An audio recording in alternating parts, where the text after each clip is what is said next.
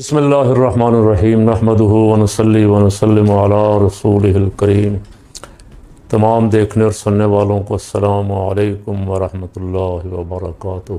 اللہ پاک حضور رحمت عالم صلی اللہ علیہ وسلم کی ساری امت کی خیر فرمائے۔ سب سے بڑا ایشو اس وقت جو چل رہا ہے وہ ایران امریکہ مذاکرات، پاکستان کے فیلڈ مارشل سید عاصم منیر اور وزیر اعظم پاکستان جناب میاں شہباز شریف صاحب کی ثالثی کی کوششیں اور جے ڈی وینس کا دونوں کو خراج تحسین، اور خاص کر کے عاصم منیر صاحب کو، فیلڈ مارشل صاحب کو، کہ میری ایک بیوی انڈیا میں ہے اور ایک شخص پاکستان میں ہے جس سے میرا رابطہ ہے، اور شاید یہ بھی کہا کہ بیوی سے بھی زیادہ بات میری عاصم منیر صاحب سے ہوئی ہے۔ بہرحال پاکستان اگر یہ جنگ رکوانے میں اللہ کرے کامیاب ہو جاتا ہے تو ہمارے لیے خوشی کی بات ہے، پاکستان کے لیے ایک اعزاز ہے۔ ایک تو یہ ویسے ہماری ڈیوٹی اور ذمہ داری بھی ہے کہ دو مسلمان اگر آپس میں لڑ پڑیں تو ان کی صلح کروا دو، لیکن یہ صلح جو ہے یہ مسلمانوں کی مسلمانوں سے تو نہیں ہے، یہ مسلمانوں کی یہود و نصارہ سے صلح ہے، جس کے لیے ہمارے حضرات سر توڑ کوشش کر رہے ہیں۔ یہاں صرف اتنا عرض کر دیتا ہوں، کاش اس سے 50% نہیں 10-20% کوشش بھی یہ مہربانی فرما کے پاکستان میں آپس میں صلح کے لیے کر لیتے تو پاکستان کے حالات آج کچھ اور ہوتے۔ اللہ اس کی بھی توفیق عطا فرما دے۔ اگر اخلاص کے ساتھ یہ سارا کچھ کر رہے ہیں کہ انسانوں کا خون نہ بہے، ادھر دنیا کا سب سے بڑا دہشت گرد جسے پوری دنیا نے پہچان لیا، اس کے چہرے سے نقاب اتر گیا، اسرائیل، الزام مسلمانوں پہ تھا یہ دہشت گرد ہیں۔ دہشت گرد گروپوں کو پیسے دینے والا بھی امریکہ اور اسرائیل اور انڈیا، دہشت گرد گروپوں کو تربیت اور ٹریننگ دینے والے بھی یہی ممالک، اور جتنے بڑے بڑے گروپ تھے اور ان سب کے ساتھ تعلقات بھی ان کے، پشت پناہی بھی ان کی۔ اور ابھی تازہ بلوچستان میں BLA یا پتہ نہیں کیا نام ہے ان کا، ان کے خلاف جو قرارداد پیش ہوئی اس کو بھی امریکہ نے پاس نہیں ہونے دیا، اس کے حق میں ووٹ نہیں دیا۔ اسرائیل کئی سال ہو گئے حملہ آور ہے فلسطینیوں پہ، غزہ پہ، لبنان پہ، اور اب کچھ دنوں سے، کچھ سال کہہ لیں 2-3 سال سے ایران کے ساتھ بھی پنگا لے رہا ہے۔ ایران کا قصور یہ ہے کہ ایران لبنان اور غزہ کے لوگوں کی حمایت کرتا ہے۔ کاش یہ حمایت تمام مسلم ممالک کرتے، ان مظلوموں کی مدد کرتے، اور ان کے لیے اقوام متحدہ میں، سلامتی کونسل میں، یا وہ بڑے ملک جن کو یہ بھتہ دیتے ہیں، سعودی عرب، امارات، قطر، کویت وغیرہ، ان ممالک کو مجبور کرتے کہ بھائی یہ فلسطین کا مسئلہ حل کرواؤ۔ لیکن اس طرف کوئی نہیں آیا، ایک ہی ملک ان کے ساتھ کھڑا ہوتا ہے۔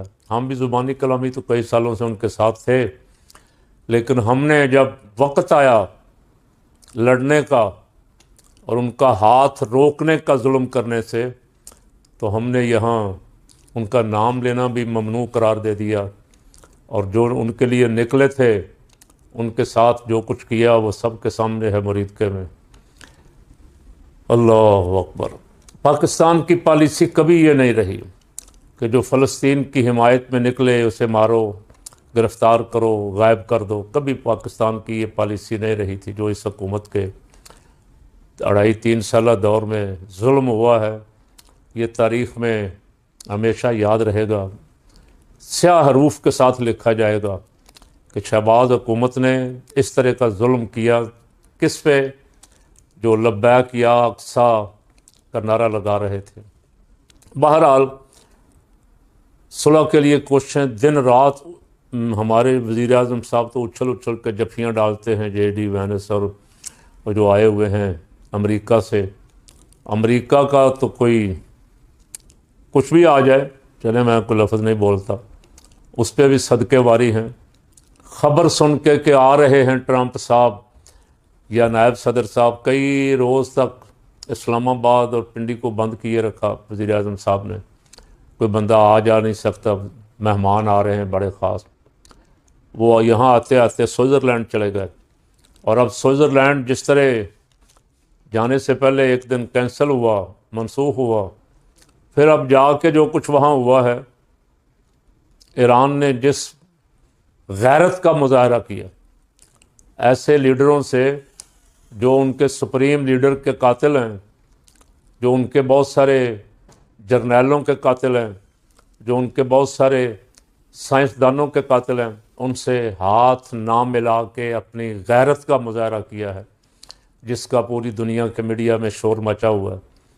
ایرانی وفد نے ہاتھ ملانے سے انکار کر دیا، یہاں ہاتھ ملانے سے گریز کیا، اور ایرانی وفد راضی نہیں تھا. ان کے چہرے پہ ظاہر ہے جن کا وہ جو جہاز لے کے گئے اس پہ ان سکول کے بچوں کا جو 168 بچے یا بچیاں امریکہ نے جن کا ناحق خون بہایا تھا حملہ کر کے سکول پہ، ان کے سکول کا نام اور وہ تعداد جہاز کے اوپر لکھ کے لگائی ہوئی تھی، جو پوری دنیا عالم کے سامنے ایک احتجاج تھا کہ یہ جن ظالموں سے ہم مذاکرات کرنے جا رہے ہیں ان کا اصل چہرہ یہ ہے. امریکہ نے حملہ کیوں کیا؟ اسرائیل کو راضی کرنے کے لیے. ٹرمپ نیتن یاہو کا بغل بچہ بنا ہوا تھا اور دھمکی پہ دھمکی دے رہا تھا، اور نیتن یاہو کسی صورت بھی راضی نہیں ہے آج بھی کہ یہ معاملات خوش اسلوبی سے طے ہو جائیں اور دونوں ملک امن و امان کے ساتھ رہیں. نیتن یاہو کو جو غرور اور تکبر ہے نا، آئرن ڈوم کا اور فلاں کا، یہ غرور اور تکبر تو ایران نے ان کا توڑا. ایک دفعہ گھٹنوں پہ آئے اور دونوں نے مل کے، ایران اپنے اسرائیل اور امریکہ نے مل کے صلح کے لیے، جنگ بندی کے لیے جو منت سماجت پاکستانی لیڈروں کی وہ ساری دنیا نے دیکھی. اور آج میں کل پڑھ رہا تھا کہیں کہ اسرائیل میں جو سروے ہوا ہے، اسرائیل کا سروے کہتا ہے 92% لوگوں کی رائے یہ ہے، 92% لوگوں کی رائے یہ ہے کہ اس جنگ میں ایران کو فتح ہوئی ہے، اسرائیل اور امریکہ کو شکست فاش ہوئی ہے. اور بہت سارے لوگ جو نیتن یاہو کو اس کا مجرم سمجھتے ہیں، ذمہ دار سمجھتے ہیں، وہ آنے والے انتخابات میں نیتن یاہو سے بدلہ لیں گے اسرائیلی عوام. ظاہر ہے کہ دن رات کئی مہینے تک ان کو مصیبت میں ڈالا، کوئی ادھر سے میزائل آ رہا ہے، کوئی راکٹ آ رہا ہے، کوئی ڈرون آ رہا ہے، تو وہ عوام نیتن یاہو کو کیسے معاف کریں گے؟ حاصل کیا ہوا ان کو؟ 0/0، کچھ بھی نہیں حاصل ہوا، نہ اسرائیل کو نہ امریکہ کو، ماں سوائے ناحق خون بہانے کے. ظلم کیا بے بہا. اور آج جو 14 نکاتی فارمولہ امن کا معاہدہ ہو رہا ہے، اس میں واقفان حال کہتے ہیں کہ 13 نکات جو ہیں وہ ایران کی سپورٹ میں جا رہے. کل جب مذاکرات کے لیے ہماری لیڈرشپ وہاں پہنچی ہوئی تھی، قطر اور امریکہ کے نمائندگان بھی پہنچے ہوئے تھے، تو اس وقت ادھر ٹرمپ تڑیاں دے رہا تھا، ٹرمپ ادھر بدماشی لگا رہا تھا، میں یہ کر دوں گا وہ کر دوں گا. تو انہوں نے احتجاج کیا اس پہ بھی کہ یہ کوئی طریقہ نہیں ہے مذاکرات اور صلح کرنے کا. ایک طرف سے دھمکی پہ دھمکی دے رہا ہے، دوسری طرف سے مذاکرات کر رہا ہے کہ جو ہم مذاکرات چاہتے ہیں، امن چاہتے ہیں، جنگ بندی چاہتے ہیں. ایک طرف مذاکرات ہو رہے ہیں اور جو چیزیں مذاکرات میں طے ہوئی ہیں اسرائیل ان کی خلاف ورزی کر رہا ہے، لبنان پہ حملہ کر رہا ہے، اور کئی افراد کی شہادتیں ہوئی وہاں، اور وہ مسلسل ابھی تک باز آنے کی اس کی کوئی نیت نہیں لگتی.